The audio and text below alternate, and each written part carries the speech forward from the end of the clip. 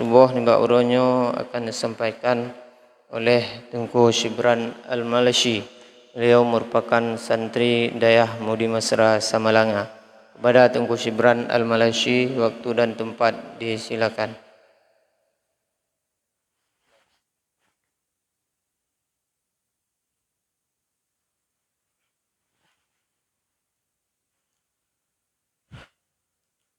Assalamualaikum warahmatullahi wabarakatuh.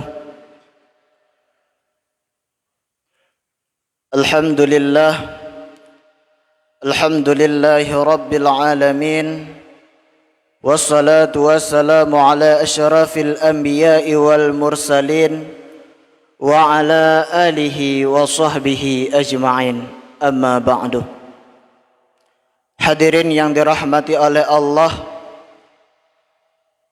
alhamdulillah, segala puji bagi Allah Subhanahu wa taala, yang mana Allah Subhanahu wa taala yang telah memberikan kepada kita berbagai macam nikmat, berbagai macam rahmat, sehingga hadirin, seandainya kita kumpulkan ranting-ranting yang ada di dalam dunia ini, kita jadikan sebagai pena, kita kumpulkan seluruh air laut di belahan dunia ini, kita jadikan sebagai tinta, dan kita kumpulkan dedaunan di seluruh pelosok dunia, kita jadikan sebagai kertasnya.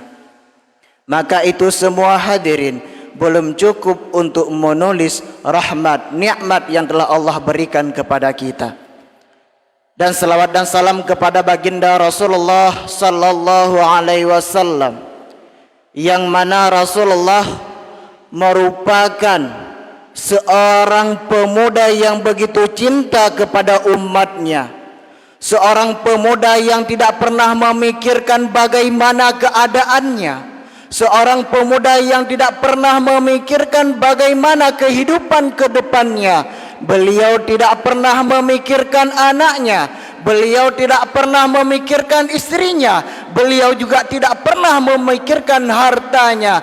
Akan tetapi yang beliau utamakan ialah umatnya, bagaimana keadaan umatnya di masa yang akan datang. Ta'zim wal ikram kepada imam syekh masjid, ta'zim wal ikram kepada seluruh panitia masjid, ta'zim wal ikram kepada seluruh hadirin yang telah berhadir pada subuh yang mulia ini. Hadirin yang dirahmati oleh Allah, alhamdulillah, Allah Subhanahu wa taala memberikan kepada kita semua kesempatan pada hari yang berbahagia ini, kita bisa melakukan ibadah, yaitu melakukan salat subuh berjamaah. Kita berdoa kepada Allah Subhanahu wa taala. Allah Subhanahu wa taala meridai perkumpulan kita pada subuh yang berbahagia ini, dan semoga Allah Subhanahu wa taala tidak mengharamkan syurganya kepada kita. Dan kita mengetahui bahwasanya Allah Subhanahu wa taala tidak pernah melakukan perbuatan yang dilakukan perbuatan oleh hamba tidak pernah disia-siakan. Allah Subhanahu wa taala pada subuh yang mulia ini memandang kita dengan pandangan kasih sayang. Allah Subhanahu wa taala pada subuh yang mulia ini memandang kita dengan pandangan rahmat, dengan pandangan nikmat, dengan pandangan pengampunan. Dan semoga Allah Subhanahu wa taala menjadikan kita menjadi hamba-hamba yang bertakwa. Amin amin ya rabbal alamin. Hadirin yang dirahmati oleh Allah, begitu banyak manusia pada subuh yang mulia ini menginginkan melakukan ibadah seperti kita, namun Allah Subhanahu wa taala semalam mengirimkan malaikat maut untuk mencabut nyawanya. Mereka tidak bisa melakukan ibadah seperti yang kita lakukan, dikarenakan nyawa telah dipisahkan oleh Allah dari jasadnya. Dan begitu pula banyak manusia pada subuh yang mulia ini yang masih diberikan kepada mereka kesempatan untuk hidup, kesempatan untuk beribadah, namun mereka menyia-nyiakannya, tidak melakukan ibadah kepada Allah Subhanahu wa taala. Dikarenakan kenapa hadirin?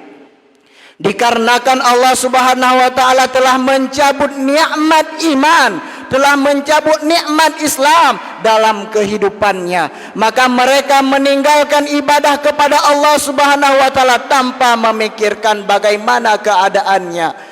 Mereka tidak pernah menghiraukan bagaimana keadaan mereka di ketika menjelang wafat, bagaimana keadaannya di ketika masuk ke dalam alam kubur, bagaimana pembalasan Allah Subhanahu wa taala esok di hari kiamat.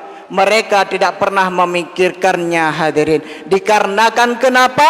Dikarenakan Allah telah mencabut nikmat iman, dikarenakan Allah telah mencabut nikmat Islam di dalam hatinya. Hadirin yang dirahmati oleh Allah, laknat yang paling mengerikan bukanlah laknat miskin. Laknat yang paling menyedihkan, yang menyakitkan bukanlah laknat sakit. Akan tetapi laknat yang paling mengerikan, laknat yang paling besar Allah berikan kepada hambanya ialah laknat hilangnya rasa takut kepada Allah Subhanahu wa taala.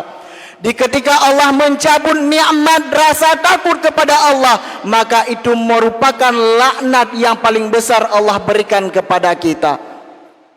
Maka patut kita bersyukur kepada Allah Subhanahu wa taala di ketika Allah masih memberikan rasa takut kepada kita.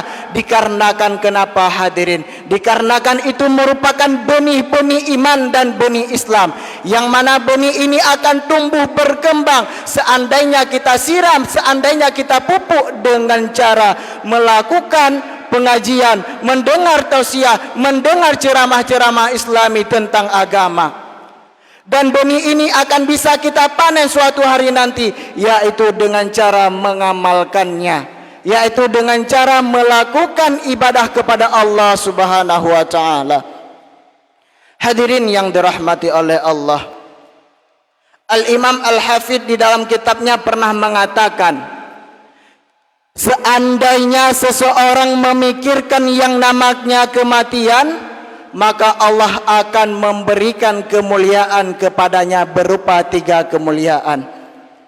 Kemuliaan yang pertama yang Allah berikan kepada orang-orang yang mengingat kematian ialah Allah memberikan rasa bersegera untuk bertobat. Hadirin yang dirahmati oleh Allah, yang hidup selain Allah Ta'ala, yang wujud selain Allah Ta'ala, yang ada selain Allah Ta'ala akan binasa. Akan tetapi wujudnya Allah Subhanahu wa Ta'ala, adanya Allah Subhanahu wa Ta'ala, wujudnya Allah Subhanahu wa Ta'ala ini kekal abadi.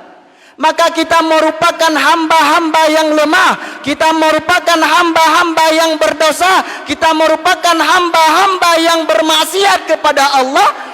Sudah sepatutnya kita mengingat yang namanya kematian, dikarenakan setiap yang ada, setiap yang wujud, setiap yang ada di muka bumi ini akan merasakan yang namanya kematian. Oleh karena itu hadirin, pada kesempatan yang mulia ini Allah memberikan kepada kita nikmat hidup, Allah memberikan kepada nikmat iman, nikmat Islam. Kita pergunakan untuk bertaubat kepada Allah Subhanahu wa taala. Hadirin yang dirahmati oleh Allah, Rasulullah sallallahu alaihi wasallam pernah bersabda, pernah menanyakan kepada orang-orang yang telah dahulu meninggal. Di ketika Rasulullah sallallahu alaihi wasallam melakukan Isra Mi'raj kepada Allah Subhanahu wa taala, beliau berjumpa dengan beberapa orang lalu menanyakan kepada orang itu, "Wahai pemuda, bagaimana kesakitan sakratul maut?" Seorang pemuda menjawab kepada Rasulullah, "Ya Rasulullah, tidak pernah aku merasakan yang namanya kesakitan di dalam hidup aku, yaitu lebih sakit daripada sakratul maut. Sakratul maut ini merupakan seperti dikulitkan kambing hidup-hidup, seperti terkena mata pancing dari ujung kaki hingga ujung kepala, hingga semua daging dan urat kita berkumpul pada suatu tempat. Begitu dahsyatnya sakratul maut. Akan tetapi kita melupakan yang namanya sakratul maut. Kita tidak pernah memikirkan bagaimana kita menghadapi sakratul maut. Padahal sakratul maut ini merupakan pengalaman, merupakan kejadian yang begitu luar biasa. Dan pasti akan kita temukan yang namanya sakratul maut. Maka seandainya kita memikirkan yang namanya kematian, Allah memberikan kesempatan, Allah memberikan kekuatan kita untuk bertobat kepada Allah Subhanahu wa taala. Hadirin yang dirahmati oleh Allah, kemuliaan yang kedua yang Allah berikan kepada orang-orang yang mengingat kematian ialah Allah memberikan sifat qanaah di dalam hidupnya. Bagaimana yang dimaksud dengan sifat qanaah? Yaitu merasa cukup atas kehendak Allah Ta'ala, merasa cukup atas takdir yang Allah berikan kepadanya. Seseorang tidak akan pernah memikirkan bagaimana kehidupannya besok hari seandainya dia memiliki sifat qanaah. Aku sudah memiliki harta pada hari ini cukup untuk hidup sehari saja, maka aku pergunakan waktuku untuk beribadah kepada Allah. Aku tidak pernah memikirkan bagaimana keadaan anakku besok, bagaimana keadaan aku besok, bagaimana keadaan keluargaku besok. Seandainya aku masih hidup besok, Allah pasti akan memberikan rezeki itu kepadaku. Akan tetapi aku belum tentu besok hidup, maka aku pergunakan waktuku hari ini untuk beribadah kepada Allah Subhanahu wa taala.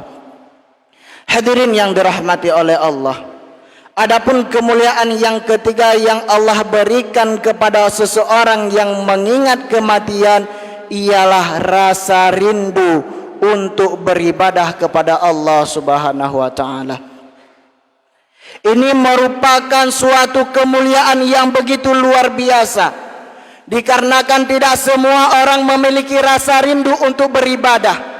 Tidak semua orang memiliki sifat untuk melakukan ibadah kepada Allah dengan begitu luar biasa. Akan tetapi Allah memberikan rasa rindu kepada seseorang, maka dia akan selalu mengingat yang namanya kematian. Dia akan selalu mempersiapkan diri untuk menuju Allah Subhanahu wa taala. Dia akan mempersiapkan diri untuk berjumpa dengan Rasulullah sallallahu alaihi wasallam. Bagaimana cara mempersiapkan diri? Yaitu dengan cara melakukan amal ibadah kepada Allah Subhanahu wa taala.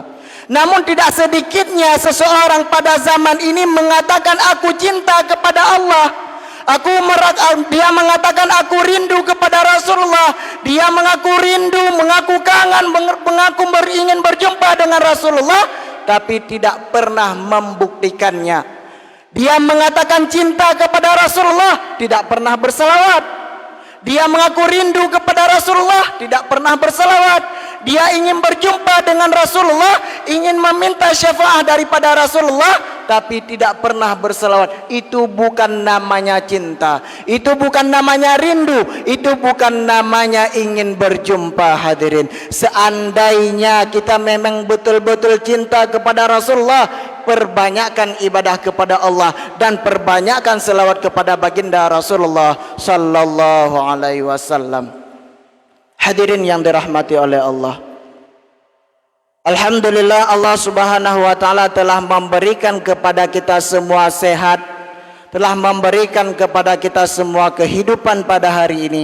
Mari kita pergunakan untuk beribadah kepada Allah Subhanahu wa taala. Mari kita tingkatkan amal kita kepada Allah Subhanahu wa taala. Semoga Allah Subhanahu wa taala memberikan yang namanya rasa ingin bertobat, yang namanya rasa rindu beribadah kepada kita semua. Amin amin ya rabbal alamin. Mungkin hanya sekian yang dapat saya sampaikan. Lebih dan kurang saya mohon maaf. Saya akhiri dengan wabillahi taufiq wal hidayah. Assalamualaikum warahmatullahi wabarakatuh.